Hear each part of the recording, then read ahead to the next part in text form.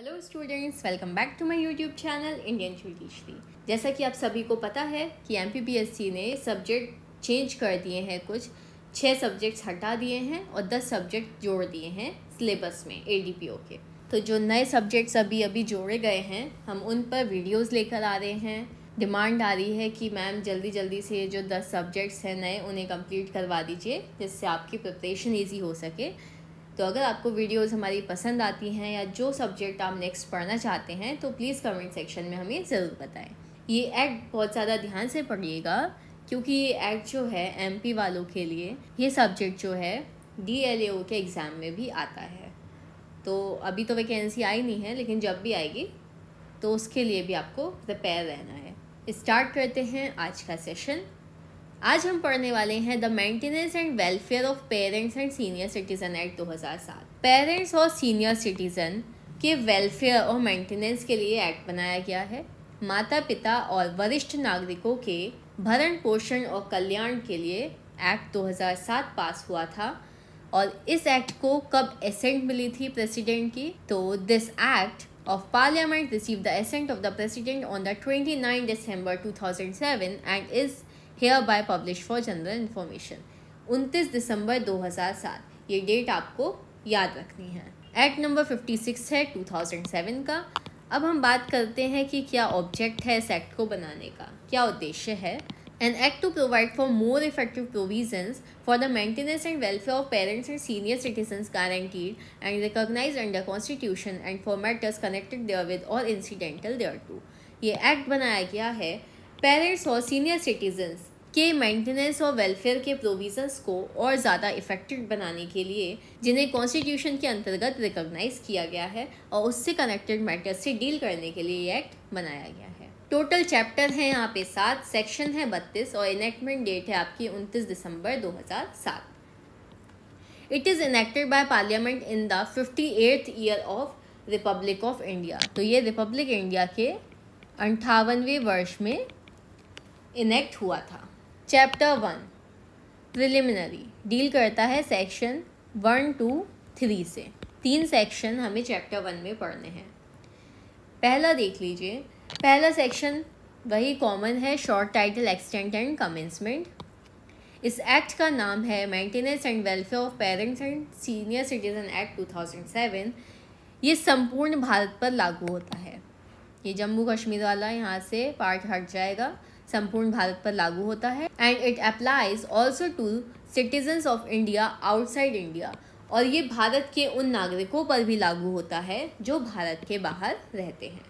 It shall come into force in such on date as the state government may by notification in the official gazette appoint। ये act प्रत्येक state में उस date को लागू होगा जिस स्टेट की गवर्नमेंट उसको नोटिफिकेशन के द्वारा पब्लिश करेगी, उसी दिन से ये एक्ट लागू हो जाएगा।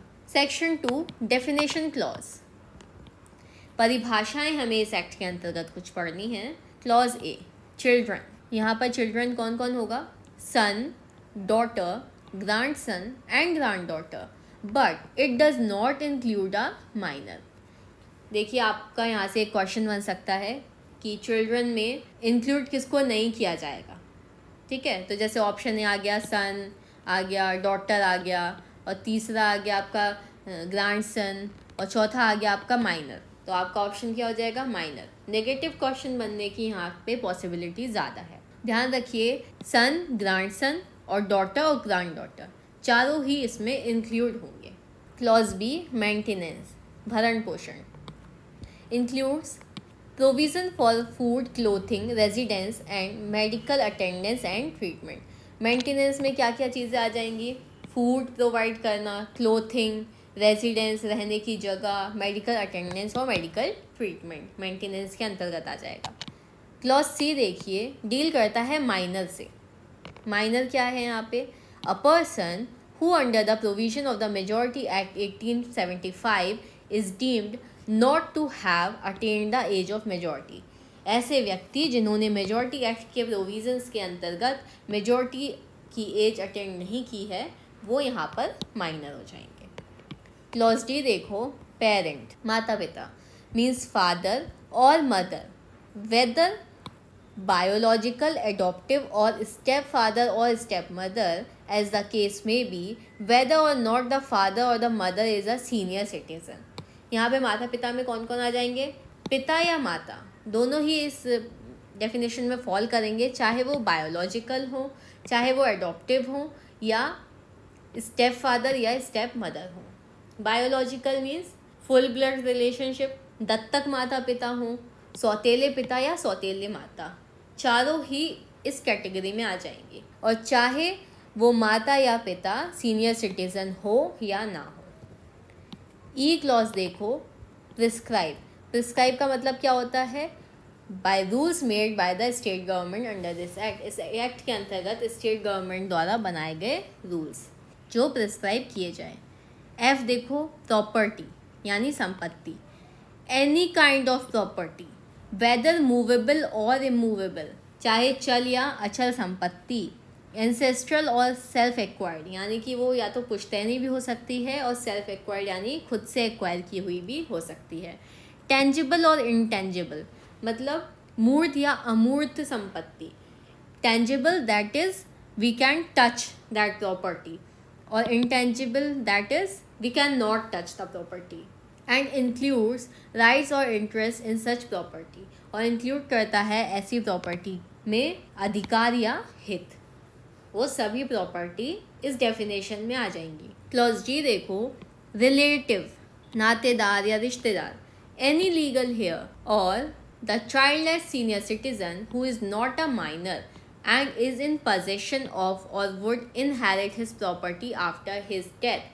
मान लीजिए जैसे कि कोई सीनियर सिटीज़न है, चाइल्डलेस है, जिनके बच्चे नहीं हैं, तो जो उनके लीगल हेयर होंगे, ठीक है, जिनका उनकी मृत्यु के बाद उनकी प्रॉपर्टी में अधिकार हो जाएगा, ऐसे व्यक्ति जो हैं वो रिलेटिव की डेफिनेशन में आ जाएंगे, लेकिन वो माइनर नहीं होने चाहिए। Clause H, senior citizen. अब वरिष्ठ नागरिक कौन होंगे? Means any person being a citizen of India, ऐसा व्यक्ति जो भारत का नागरिक है, and who has attend the age of 60 years or above, जिसने 60 या 60 साल के ऊपर की उम्र अटेन कर ली है। यहाँ पे आपसे एज लिमिट पूछी जा सकती है सीनियर सिटीजन की, तो आप आंसर क्या लगा के आएंगे? 60 ईयर्स और अबव। ऐसा नहीं कि सिर्फ 60 ईयर्स लगा दिया, ऑप्शन में ऐसे आ गया आपका 60, 62, 65 और 60 और अबव, तो आपको ये वाला ऑप्शन करेक्ट करना है। क्लियर? चलिए नेक्स्ट, 2I डील करता है स्टेट गवर्नमेंट से यानी राज्य सरकार से in relation to a union territory.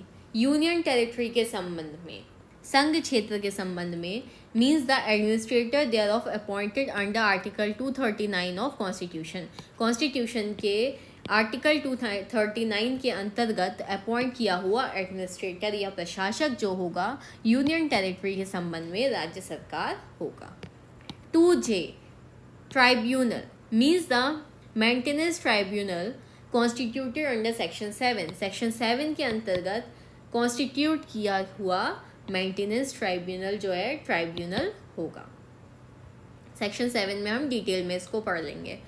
2K deal करता है वेलफेयर से, कल्याण से, means provision for food, health care, recreation centres and other amenities necessary for the senior citizen.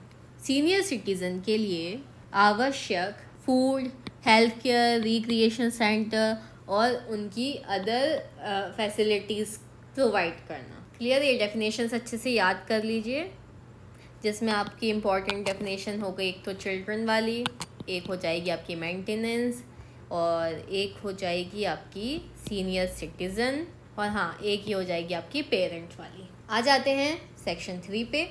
Deal करता है act to have overriding effect. इस act का overriding effect होगा। The provisions of this act shall have effect notwithstanding anything inconsistent therewith contained in any enactment other than this act or in any instrument having effect by virtue of any enactment other than this act। यानी कि अगर कोई other act में ऐसी कोई बात कही गई है, ऐसा कोई प्रोविज़न है जो इस एक्ट के यानी कि maintenance and welfare of parents and senior citizen act के अंतर्गत किसी प्रोविज़न के इनकंसिस्टेंट है, उससे असंगत है या उसकी किसी बात का विरोध करता है, तो ऐसे सिचुएशन में इस वाले एक्ट का ओवरराइडिंग इफेक्ट होगा, यानी ये वाला इफेक्ट ज़्यादा प्रभावी होगा।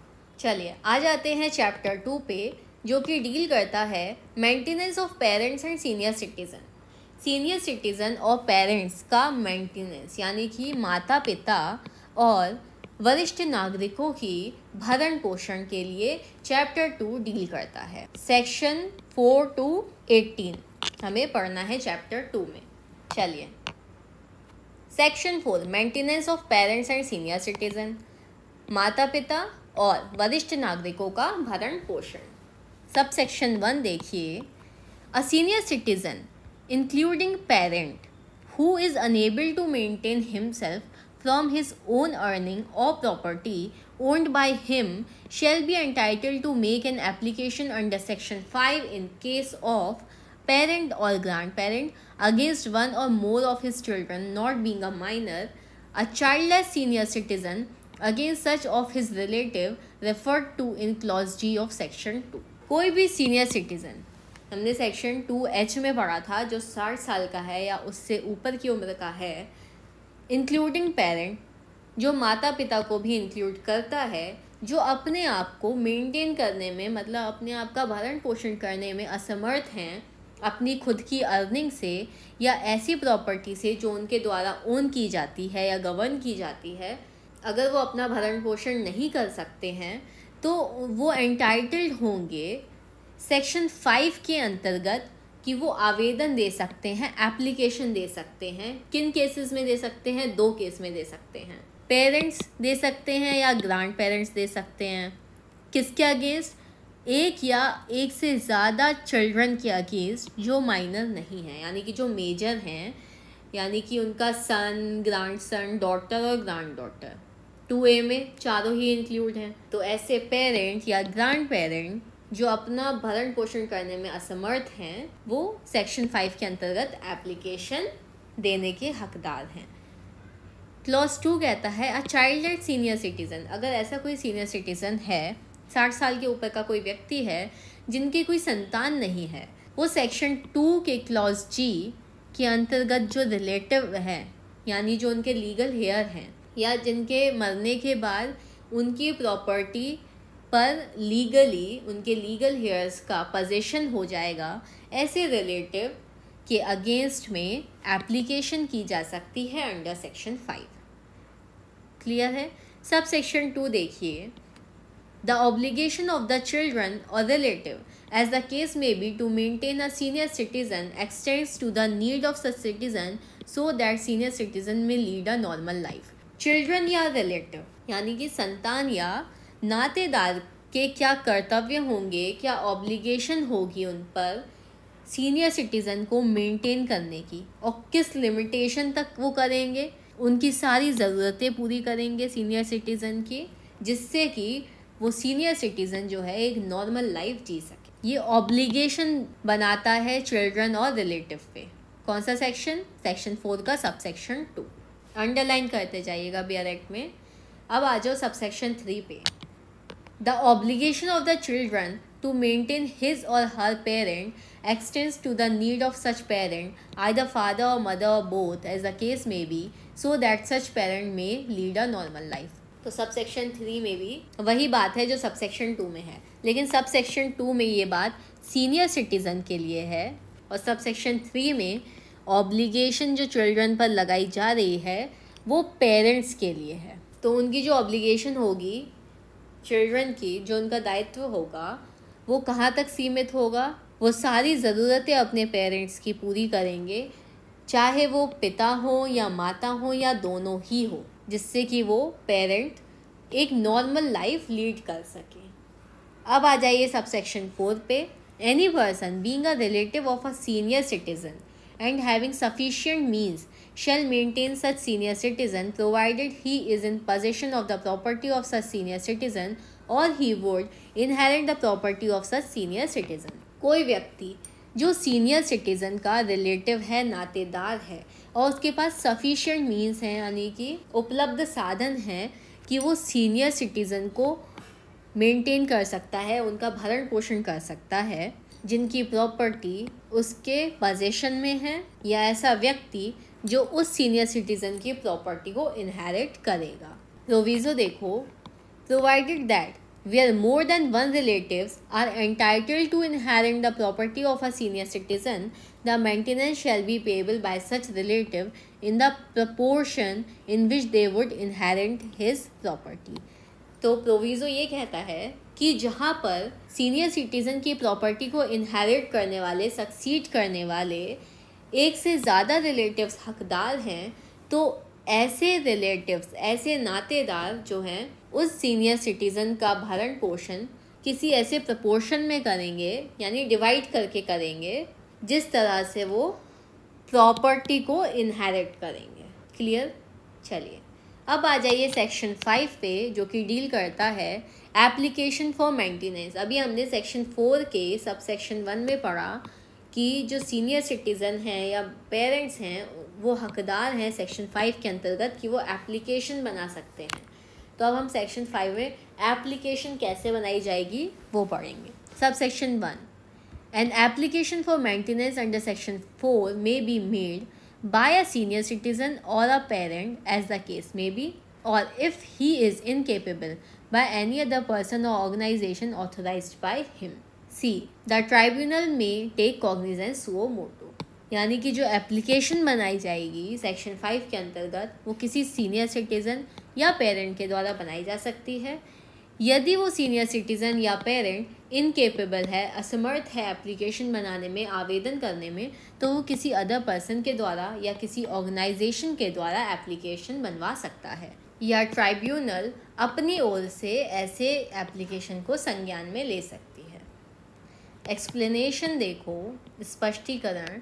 For the purpose of this section, organisation means any voluntary association registered under the Societies Registration Act 1860 or any other law for the time being in force.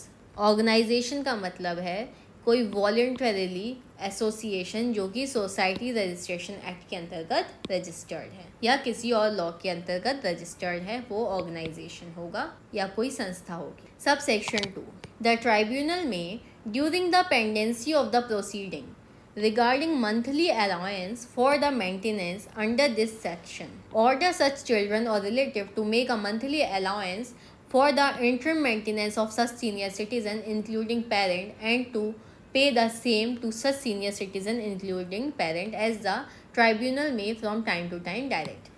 तो subsection 2 ये कहता है कि जो सबसेक्शन 1 में एप्लीकेशन बनाई जाएगी, उस बिहाफ पे ट्राइब्यूनल प्रोसीडिंग की पेंडेंसी के दौरान मंथली अलाउंस के रिगार्डिंग इस सेक्शन के अंतर्गत भरण पोषण के लिए ऐसा आदेश पारित कर सकेगा उस चिल्ड्रन को या रिलेटिव को कि वो सीनियर सिटीज़न को including parent monthly allowance provide करे, और या तो वो उस सीनियर सिटीज़न को इंक्लूडिंग पेरेंट इस तरीके से मंथली अलाउंस प्रोवाइड करे जैसा कि tribunal time to time direct करेगी। Subsection 3, on receipt of an application for maintenance under subsection 1, after giving notice of the application to the children और relative and after giving the parties an opportunity of being heard, hold an inquiry for determining the amount of maintenance.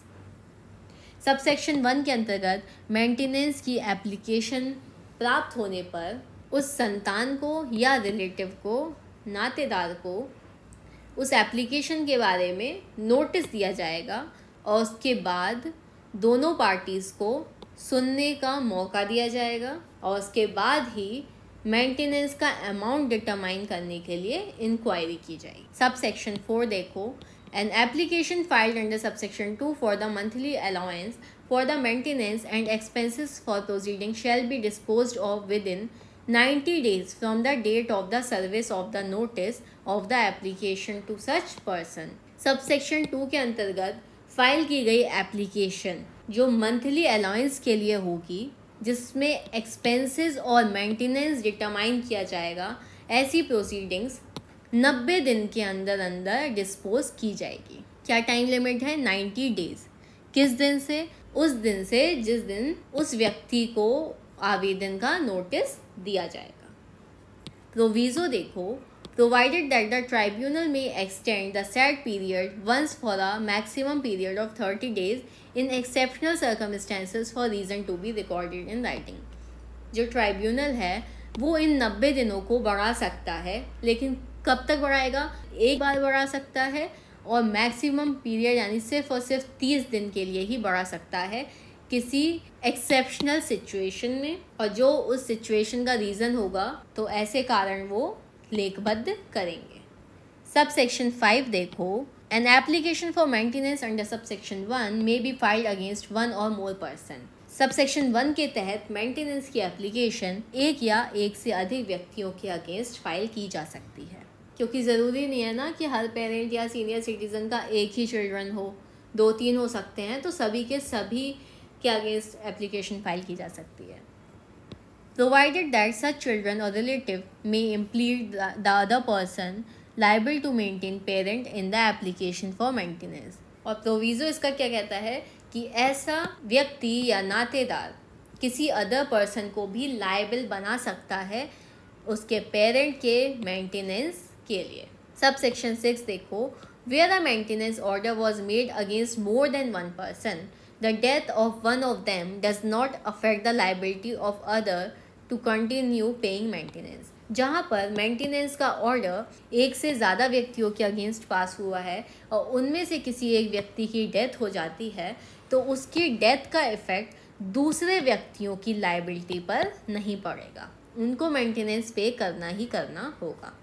Sub section 7 देखो, any such allowance for the maintenance and expenses for proceeding shall be payable from the date of the order or if so ordered from the date of the application for maintenance or expenses of proceeding as the case may be। ऐसे allowances maintenance के लिए और खर्चे के लिए किस तारीख से पेएबल होंगे, किस तारीख से दिए जाएंगे? उस तारीख से दिए जाएंगे जिस दिन मेंटेनेंस ऑर्डर पास होगा, या उस दिन से दिए जाएंगे जो मेंटेनेंस या एक्सपेंसेस के लिए की गई एप्लीकेशन की डेट की प्रोसीडिंग स्टार्ट होगी। यानी कि 2 डेट्स हैं यहाँ पे, एक तो डेट है यहाँ पे मेंटेनेंस ऑर्डर के पास होने की, और दूसरी डेट है जिस दिन एप्लीकेशन दी जाएगी, उसी दिन से भी दे सकते हैं, जैसा कि ट्राइब्यूनल ठीक समझे। सब सेक्शन 8 देखो, इफ़ चिल्ड्रन और relative so ordered fail without sufficient cause to comply with the order, any such tribunal may for every breach of the order issue a warrant for levying the amount due in the manner provided for levying fines, and may sentence such persons for the whole or any part of each month's allowance for the maintenance and expenses of proceeding, as the case may be, remaining unpaid after the execution of the warrant, to imprisonment for a term which may extend to 1 month or until payment if sooner made, whichever is earlier। यदि कोई व्यक्ति या नातेदार maintenance के order को मानने में असमर्थ हो जाता है बिना किसी सफिशिएंट कॉज के, तो ऐसा ट्राइब्यूनल आदेश के ब्रीच के लिए, जो उसने ऑर्डर का ब्रीच किया है, प्रत्येक आदेश के लिए एक वारंट इशू कर सकता है कि उसमें कितना अमाउंट ड्यू रह गया है और उस पर फाइन इम्पोज कर सकता है, और ऐसे व्यक्ति को सेंटेंस पास कर सकता है पूरे मंथ के अलाउंस के लिए या उसके किसी पार्ट के लिए जो भी अनपेड रह गया है। और ऐसे वारंट के एग्जीक्यूशन के बाद जो इम्प्रिजनमेंट दिया जाएगा वो 1 मंथ तक का हो सकता है या उस दिन तक का जब तक कि मेंटेनेंस अलाउंस पे नहीं कर दिया जाता। दोनों में से जो भी पहले हो जाए, या तो वो 1 महीने की सज़ा काटेगा, और अगर इस बीच उसने पेमेंट पूरा कर दिया जैसा कि वारंट में नोटिफाई है, तो उसी दिन उसका इम्प्रिजनमेंट ख़त्म हो जाएगा। प्रोविज़ो देखो, provided that no warrant shall be issued for the recovery of any amount due under this section unless application be made to the tribunal to levy such amount within a period of 3 months from the date on which it becomes due। लेकिन इस section के अंतर्गत कोई due amount की recovery के लिए तब तक वारंट इशू नहीं किया जाएगा जब तक कि ट्राइब्यूनल को एप्लीकेशन नहीं दी जाती अमाउंट को लिवाई करवाने के लिए 3 महीने के अंदर। टाइम लिमिट क्या है यहाँ पे 3 मंथ्स, उस दिन से जिस दिन से ये ड्यू हो जाता है। क्लियर? आई होप आप लोगों को सेक्शन 5 तक अच्छे से समझ में आ गया होगा। अगर कोई भी डाउट आता है आपको तो आप हमसे कमेंट सेक्शन में पूछ सकते हैं। वीडियो अच्छी लगी हो तो please do like, share, comment and subscribe our channel. Thank you for watching.